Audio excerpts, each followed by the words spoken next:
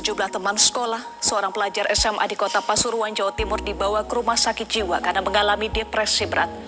Pihak keluarga korban telah melaporkan kasus perundungan ke Polres Pasuruan Kota untuk menuntut keadilan. Seorang siswa SMA NS terpaksa dibawa oleh pihak keluarga ke rumah sakit jiwa Dr. Rajiman Widyo di Ningrat Lawang Malang karena mengalami depresi berat akibat kasus perundungan atau dirundung oleh teman sekolahnya. Pihak keluarga korban melaporkan kasus ini ke Polres Pasuruan Kota untuk menuntut keadilan.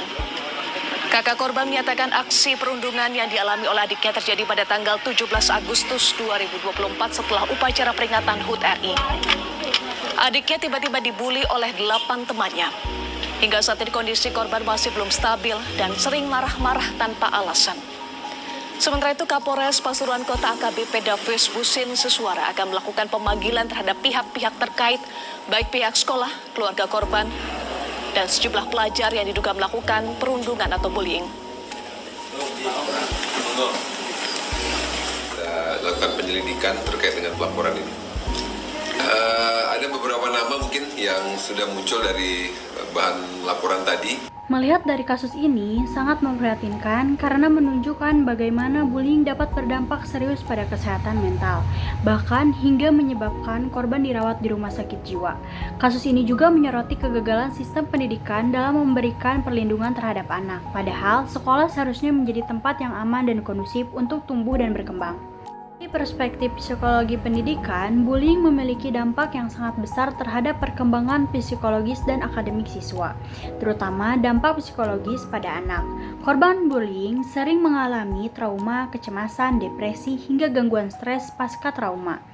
Dalam kasus siswa yang masuk RSD ini menunjukkan bahwa pengalaman bullying dapat menghancurkan kesehatan mental hingga memerlukan perawatan intensif. Ketakutan dan rasa tidak aman dapat mengganggu perkembangan emosi dan sosial anak. Kasus ini juga menunjukkan kurangnya pendidikan karakter. Ketidakhadiran program pendidikan karakter di sekolah turut memperburuk situasi. Anak-anak perlu diajarkan tentang empati, rasa hormat, dan kesetaraan sejak dini untuk mencegah perilaku bullying.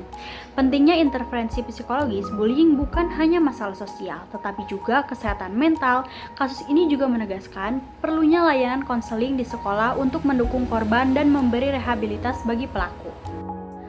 Beberapa teori psikologi pendidikan dapat digunakan untuk memahami kasus bullying ini dan mencari solusi yang lebih komprehensif. Yang pertama, teori perkembangan sosial dari Lev Vygotsky. Konsep interaksi sosial, Vygotsky mengatakan pentingnya interaksi sosial dalam perkembangan anak. Dalam konteks bullying, interaksi yang negatif seperti kekerasan verbal atau fisik dapat menghambat perkembangan emosi dan sosial siswa. Perkembangan proksimal, guru dan orang dewasa memiliki peran penting dalam mendampingi siswa untuk mengembangkan keterampilan sosial yang sehat dan mencegah perilaku negatif seperti bullying.